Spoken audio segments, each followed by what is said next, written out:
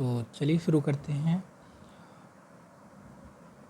दूसरा chapter globe अक्षांश एवं देशांतर। इसमें हम ग्लोब के बारे में पढ़ेंगे, अक्षांश एवं देशांतर रेखाओं के बारे में पढ़ेंगे। तो जैसे कि इसमें दिख रहा है आपको, ये एक ग्लोब दिख रहा है ना, जो पृथ्वी की माप को दर्शाता है लगभग, है ना। इसमें ये जो आपको ये पॉइंट दिख रहा है ना, ये बिंदु बिंदु सा, ये जो ये है, ये इसको बोलते हैं अक्ष, है ना। ये काल्पनिक रेखा होती है ना, जो नॉर्थ से साउथ की तरफ होती है ना। इसी को हम पोल बोल देते हैं ना। इस रेखा को हम मिला लेंगे तो ये नॉर्थ पोल और ये साउथ पोल हो जाएगा, है ना। ये तिरछी होती है, जो कि झुकी हुई होती है, अर्थ से 23.5 डिग्री पर झुकी हुई रेखा होती है, जिसको हम अक्ष बोल देते हैं ना। ये अक्ष है, जो यहाँ पर हम महत्वपूर्ण चीज़ों को ही पढ़ेंगे जो आपके लिए समझने के लिए ज़रूरी है। तो हम देखते हैं इसमें क्या है। ग्लोब को इस सुई के चारों ओर पृथ्वी की भांति पश्चिम से पूर्व की ओर घुमाया जाता है ना।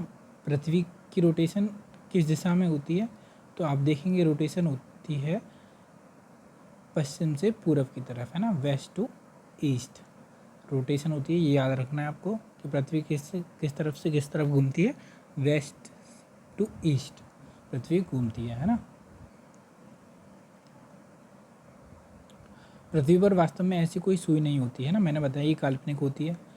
आगे देखते हैं, है ना। एक अन्य काल्पनिक रेखा भी ग्लोब को 2 बराबर भागों में बांटती है ना, जिसको हम क्या बोलते हैं, अक्षांश रेखा या विषुवत वृत्त, है ना। विषुवत वृत्त बोलते हैं या फिर अक्षांश रेखा बोलते हैं। अक्षांश रेखा क्या होती है, बेसिकली हम मान लेते हैं ये हमारी पृथ्वी है, इसके बीच में से हम एक रेखा काट देते हैं, है ना, काल्पनिक रेखा मान लेते हैं, है ना। तो इसी को हम बोल रहे हैं विषुवत वृत्त या फिर अक्षांश रेखाएं, है ना, जो कि समानांतर होती हैं, इसी के पैरेलल चलती जाती हैं, ऐसे समानांतर होती हैं। 90 इधर होती है और 90 इधर होती है। इसको मापते किसमें, डिग्री में, है ना, 90 डिग्री। तो मान लीजिए यहाँ पे 1 डिग्री 2 डिग्री 3 डिग्री सॉरी, ऐसे चलता जाएगा, 90 पहुँच जाएगा।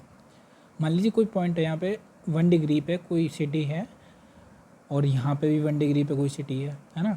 तो हमें कैसा पता चलेगा कि वो 1 डिग्री पे ही, जो हमने ये बताया, मैंने कहा 1 डिग्री पे ये वाली सिटी है, तुम कहोगे नहीं कि 1 डिग्री पे सर ये वाली ही सिटी है, कि मैं कहूँगा कि 1 डिग्री नॉर्थ, तभी तो हमें पता चलेगा कि 1 डिग्री नॉर्थ में ये है और 1 डिग्री साउथ में ये है। तो इसको डिवाइड कौन करेगा, डिवाइड करेगा ये वाली विषुवत रेखा। इससे हमें और क्या क्या पता चलता है, इससे हमें स्थितियों का पता चलता है ना, जो कि हम यहाँ पे पढ़ सकते हैं। काल्पनिक वृत्त है हाँ, विषुवत ध्रुवों की सभी स्थिति, सभी समानांतर वृत्तों को अक्षांश रेखाएं कहा जाता है ना।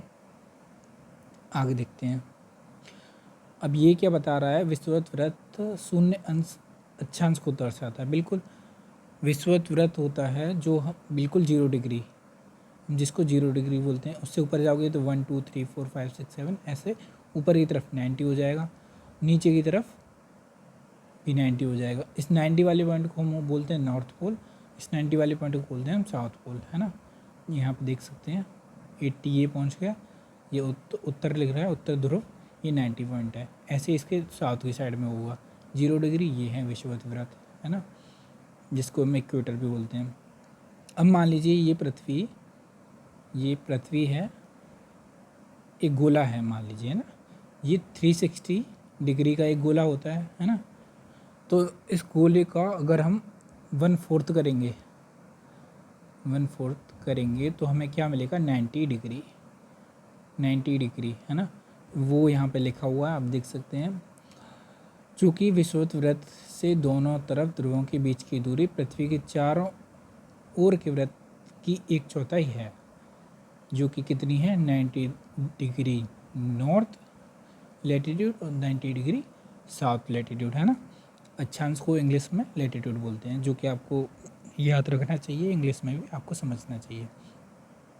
आगे देखते हैं। इस प्रकार विषुवत वृत्त की उत्तर की सभी समांतर रेखाओं को उत्तरी अक्षांश, जो कि मैंने बताया, और विषुवत वृत्त के दक्षिण सभी समांतर रेखाओं को क्या बोलेंगे समानांतर रेखाओं को दक्षिण अक्षांश, है ना। मान लीजिए ये है हमारी पृथ्वी, इसमें ये इक्वेटर हो गया या विषुवत वृत्त या फिर अक्षांश रेखा जो बीच वाली होती है उसको 0 डिग्री बोलते हैं, बीच में जो होगा। इसी से हम ऊपर नॉर्थ करेंगे, इसी से हम नीचे साउथ करेंगे। इससे नीचे वाला साउथ हेमिस्फीयर या फिर दक्षिणी गोलार्ध, और इससे ऊपर वाला उत्तरी गोलार्ध कहा जाएगा, है ना। मान लीजिए मानक है, ये मानक रेखा है एक, है ना, जिससे हम ऊपर को उत्तरी अक्षांश या फिर उत्तरी गोलार्ध और नीचे को दक्षिणी गोलार्ध मान लेते हैं। ठीक है, वही मैंने अभी आपको उदाहरण दिया था। और आगे देखेंगे महत्वपूर्ण अक्षांश समानांतर रेखाएं जो कि आपके लिए बहुत ही महत्वपूर्ण है, वो देखेंगे हम नेक्स्ट पार्ट में।